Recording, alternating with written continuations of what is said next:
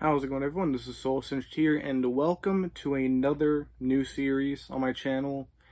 This one is basically going to be a series where I go over and talk about a rapper who's fallen off, kind of go over their rise to fame, what caused them to fall off, and if they have the potential to make a comeback.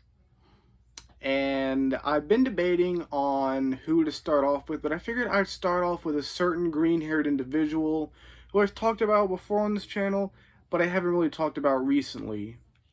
And that is everyone's favorite juice you can find in the produce section of your local supermarket, Jumex. When I think about the times we had, no, I'd do anything to take it back. I never meant to fall for you. So I'm sure most of you are familiar with Jumex. You've probably heard at least one of his songs, probably seen his name floating around, but most of you probably know of this artist. He originally blew up back in January of 2019, and he caused quite a lot of stir for a lot of different reasons. Now, Jumex was an artist who was quickly labeled as an industry plant because his first single, Trapped, dropped back in December 2018 and had a very, very high quality music video. He was seen to be blown up out of nowhere, had virtually no backstory or anything, just sort of happened to blow up out of nowhere and had this amazing produced video. And Trapped got a lot of views. Then he followed it up with Loner. That got a ton of views, and then it very, very quickly, his career very, very quickly nosedived after that. Now, the reason why Jumex fell off, there's a few different factors that contribute to it. So we already know his rise to popularity was him being planted by Cortan Records. Now, Cortan Records tried to paint itself as this small indie label, and they just happened to be popping off with Jumex, when in reality, Cortan Records was co-founded by Brad Scoffern, who is a millionaire member of Odd Future, who is a director of Camp Flognaw, and has a shit ton of industry connections. That is how he was able to blow up Jumex. Now, the real story behind Jumex is he somewhat went viral when he decided to light up a blunt and run around his classroom screaming, recorded it, and it went a little bit viral online. That's how Brad found out about Jumex. Then he decided to look up some of Jumex's music, which he did have old music. It's pretty similar to what he's been doing now, just a lot poorer quality because, well, Jumex was a broke kid in Chicago who couldn't really afford professional recording equipment. But Brad saw potential in Jumex, so basically took him and planted him. That's how Jumex was basically able to blow up overnight. However, Cortan Records is also kind of retarded, and they barely let Jumex release music. Trapped came out in December of 2018, and to this day, the only music that Jumex has officially released is 2 7-track EPs and 3 singles. 17 tracks. That's it. That's all Jumex has released since December of 2018. Now, that's one of the reasons why he fell off, because he blew up off Trapped and Loner and was this fresh, hot name in the game, but he did not have a fan base. Sure, he was popping off, but he had no dire fan base. He didn't have a hardcore fan base. And it was well over a month before he would drop his next single, Wish Me Death, which got a little bit of attention. I think it's sitting at 2 or 3 million views. Not bad. But basically, it's just been a steady decline ever since. Now, with his label letting him release music so little, basically what happened is people saw Loner, and since he wasn't constantly releasing music, people just moved on and forgot about him. That's the main reason why Jumex fell off. Just people weren't really invested in him, just saw him as, oh, the guy that made Loner. Okay, moving on. if he would have released more music more frequently, like if in March of 2019 he would have dropped an EP or an album, he might would have been able to claim a little bit of relevancy, but no. Another thing that really hurt Jumex in terms of falling off is the fact that they planted him as an emo rapper. Now, at the time, emo rap was popular. At the time of Jumex getting planted in the industry and at the time of Jumex blowing up, emo rap was popular. It was well liked.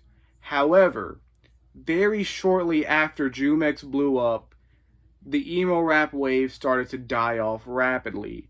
And very soon after Loner, emo rap kind of completely died. Like, as of now, emo rap is almost non-existent, with the only real emo rappers that are having any success right now would be artists like Trippie Redd, who's not exclusively emo. And then Juice WRLD, again, who is an emo rapper, but is more rap. The specific type of emo rap I'm talking about are the emo rap alt-rock types, like Lil Peep, that alt-rock emo rap type wave. That style of emo rap is basically dead, and it died very shortly after Jumex blew up. And since Jumex had basically no catalog of music, after Loner, people just knew him as that generic Lil Peep ripoff, and that is the image that has stuck with him. Another thing that really hurt him is up until 2020, in 2019 he dropped 2 EPs, and in 2020 he dropped 1 single featuring Lil Xan. The song actually slaps, by the way, and it's one of Lil Xan's best performances.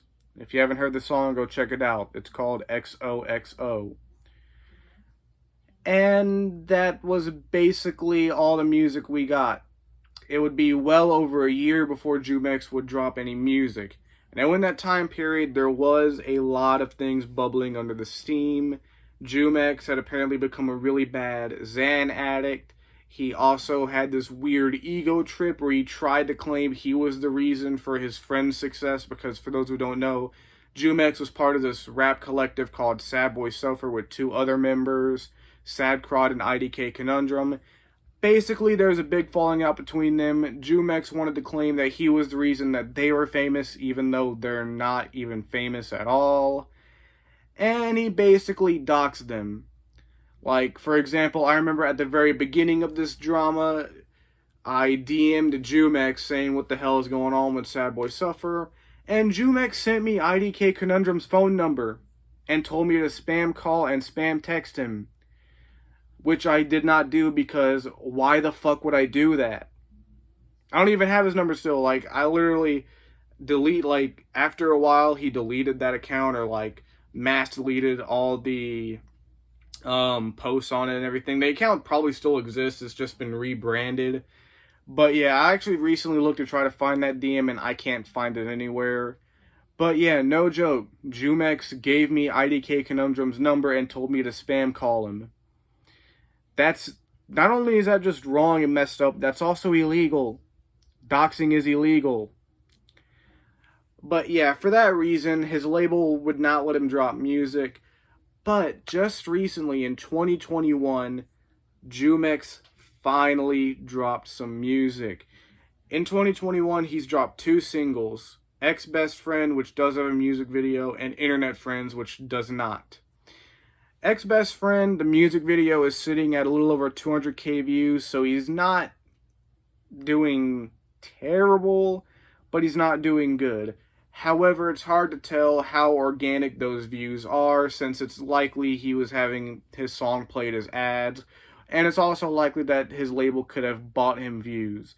But compared to having 9 million views on Trapped and 9 million views on Loner, 200k is not looking so good, and no one is even talking about him. When he first blew up, there were people who were actually talking about Jumex. You were seeing blog posts, news articles. Now, when you look up Jumex, you're going to find the Juice brand, not the artist. Yeah.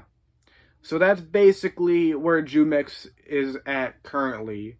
Blew up with Loner, was and that was the peak of his career, and he could have escalated and going fully mainstream, but he didn't. He fell off. Now we come to the question, can Jumex make a comeback? In this case, yes, I actually think he can. I actually think Jumex could make a comeback, because his last two singles aren't even emo rap. Now, the topics are still kind of emo-esque, like talking about love and heartbreak and all that, but they have a much more pop sound to them, kind of similar to MGK. Not as well put together as MGK's pop punk music, but more emo pop style music. And Ex-Best Friends actually sounds like something that could blow up on TikTok, which I think was the idea, because before he dropped that song, Jumex was trying to promote his TikTok heavily. So it looks like they were trying to make Ex-Best Friend blow up as a TikTok hit. And if Jumex keeps going down this road where he makes the more emo, pop emo type music, I feel like he could potentially blow back up. I feel like he could make a comeback. Maybe not going fully mainstream, but be a respected artist, kind of on the cusp of underground, but on the verge of being mainstream. Kind of like where Ghostman is at in his career. Not talking in terms of music, but in terms of where they're placed at in terms of relevancy. I feel like Jumex could get to that sort of relevancy. And yeah, that's about all I have to say. The only other thing I have to say on Jumex is he's got a really good voice. Like, I like some of Jumex's music. I think he has a really good voice. I think he's really talented vocally. Production definitely needs some work if he really wants to push out of the small bubble he's created. And lyrically, he is very generic and bland. So if he wants to make a comeback, he needs to stick to this emo, pop, punk type music. Get a little bit better production, because the production on his last couple songs has sounded kind of cheap. And then really flesh out his vocals more and improve the lyrics. But honestly, I think Jumex could make a comeback. And that pretty much wraps up this video. Thank you guys so much for watching. I just recently dropped an album about a week ago.